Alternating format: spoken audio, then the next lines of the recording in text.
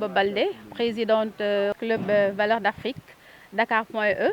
Aujourd'hui, nous sommes là dans le cadre d'une sensibilisation contre le paludisme avec nos partenaires, à savoir le PNLP, le Programme national de la lutte contre le paludisme, l'ANEP et les ICP et les Badianou Gox de Yeumbeul Sud.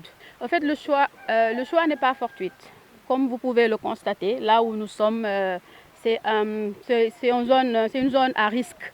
Et je pense que les populations qui sont en face de cette zone, ils sont exposés. Et c'est d'où notre choix est porté sur le Sud pour pouvoir éradiquer cette maladie qui est le paludisme qui tue énormément au Sénégal. Et nous espérons qu'après cette activité, nous aurons impacté positivement et que l'année prochaine, certainement, le taux va diminuer. Donc, comme tout à l'heure, je l'ai dit en Wolof, les femmes enceintes sont les plus exposées face à cette maladie. Donc, tout ce qu'on peut leur dire, c'est de leur sensibiliser et de leur demander de dormir sous un moustiquaire et d'aller régulièrement faire leur visite prénatale, ainsi de suite, pour ne pas tomber malade. Pour aujourd'hui, nous avons 1000 moustiquaires à distribuer. Comme l'a dit l'ICP tout à l'heure, on va le distribuer par zone, par des lots de 5. Donc, notre objectif, c'est d'en faire plus. Mais pour le moment, on se limite à 1000 moustiquaires qu'on compte distribuer dans la zone de Yeumbeul. Et on espère que les années prochaines, on va augmenter au fur et à mesure. Bon, pour le moment, c'était Yeumbeul Sud, notre objectif d'aujourd'hui. Et pourquoi pas les années à venir, parce que le paludisme, c'est une maladie qui est là et qui est réelle et qui tue énormément de personnes. Et nous espérons ne pas s'en limiter qu'à Yeumbeul et que les années à venir, nous allons cibler d'autres localités. D'accord. Salam alaikum mbolo bi, man la Koumba Baldé, présidente Rotary Club Valeurs d'Afrique. di fi teewal les clubs Rotary du Sénégal ak les Rotaraksiens du Sénégal. Tey dañu ñëwoon fii Yeumbeul Nord, dans le Yeumbeul Sud, dans le cadre d'une sensibilisation contre le paludisme, parce que dañu gis ne paludisme lu muy rey moo ëpp chaque année ci comme jàngoro. Donc pour comme ni ñuy wax ci olof, fagaru moo gën faju. Moo tax ñu ñëw comme ni ngeen ko gisee nii suñu ginnaaw. Xam ngeen ne ku gis site bi xam nga ne vraiment am nañ ci njàkkare moo tax Rotary Club bu lëkkaloog ak ay partenaires am yu mel ni PNLP, Programme national de lutte contre le paludisme, ak ANEP fii ci Yeumbeul, ànd seeg bàjjenu gox yi ñu taxawuñu, ànd ceeg ICP yi aussi pour mën a faagaagal feebar bii di paludisme. Absolument, parce que bi ñu ñëwee liñ fi fekk aussi méngoo nag li ñu xalaatoon, parce que choix lieu bi aussi c'est pas fortuit.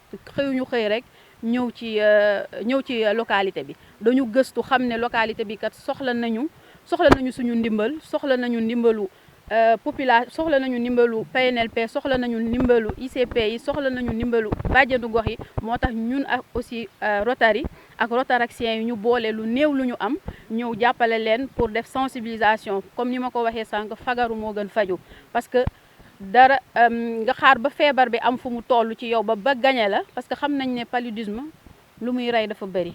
Donc fagaru bi dafa am solo, moo tax ñu ñëw fii ñaax population bi, wax leen lan moo nekk conséquence sibiru bi di paludisme, ànd ceeg ñoom te am nañ ci yaakaar ne buñ fi jógee dina am impact buñ ci doon séntu.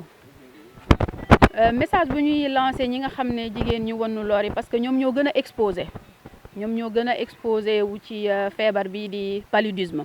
Liñ leen di ñaax mooy ñuy tëdd ci moustiquaire, bañ a soofantal feebar bi, parce que fii ñu nekk nii ku ko gis xam na ne ñii nekk fii nii dañoo exposé de trop. Bu ñuy jàpp ci pourcentage exposition, mën nañ ne ils sont exposés à 90%, voire même 100%. Donc tax na ñoom ñi nga xam ne dañu wannu la, pour ne serait-ce seen wérgu yaram ak lu ñu ëmb seen biir, war na tax ñu mën a fagaru bu baax di tëdd ci moustiquaire pour mën a mucc ci feebar bi. Bien sûr, parce que Rotary nekkul rek ci wàllum jàngoro paludisme rek lay yëngu. Rotary day yëngu ci lu bëri, comme ni ma ko waxee, ñun suñu mébét mooy servir, maanaam dimbali te yàlla tax, parce que ñun ñëpp ay volontaire lañu.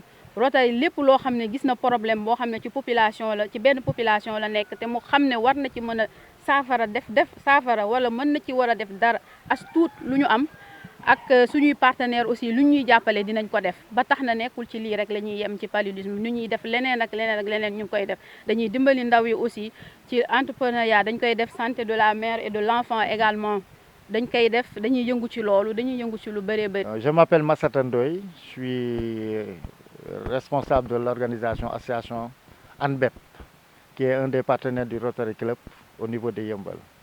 Donc pour la journée d'aujourd'hui, c'était dans le cadre de la sensibilisation contre le paludisme que nous avions eu l'occasion de dérouler dans la commune de Yeumbeul Sud. Donc on remercie les Rotariens pour leur confiance de nous avoir confié cette organisation pour la journée d'aujourd'hui, qui sera une caravane à travers les quartiers de Yeumbeul Sud, Thiering 1, Thiering 2 et le quartier Alwar et Djidebour.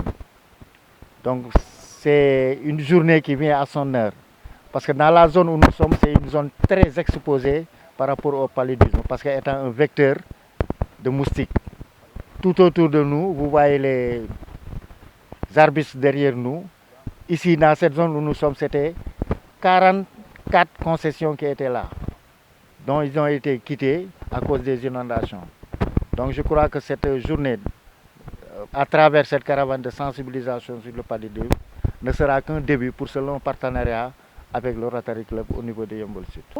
Moi, je m'appelle Aminata Sall, Madame Ndiaye. Je suis déléguée de quartier, Thiering 2.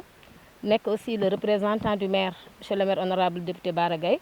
Je remercie le Rotary, le district sanitaire de Yeumbeul, avec les participants ANBEP, l'ONG ANBEP, et tous les badjanu gox ñu ngi leen di sant di leen gërëm di sant aussi relais yi participer ci activité bi di leen ñaanal aussi yàlla na yàlla yokk seen xéewal parce que fi ñu nekk ku ñu indil moustiquaire dañuy sant yàlla. waaw mbégte bu baax mbégte bu am commencement mais amul app parce que Dompot ci sot la bokk parce que toog nañ presque 4 ans PNLP wàcc ñu def ni ñu doon def ci distribution moustiquaire te ku xool Thiering 2 xam ne zone inondable la.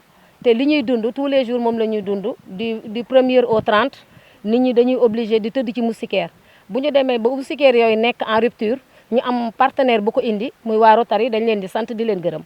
dama leen di remercier rek di leen wax ne nit aussi boo gisee ko mën a faj sa jàngoro da nga ko koy wax te vous voyez gis ngeen xale yi ñoom dañuy def ci centre de la reproduction mais aussi yaakaar nañ ne dinañ intervenir ci protection de l'enfant.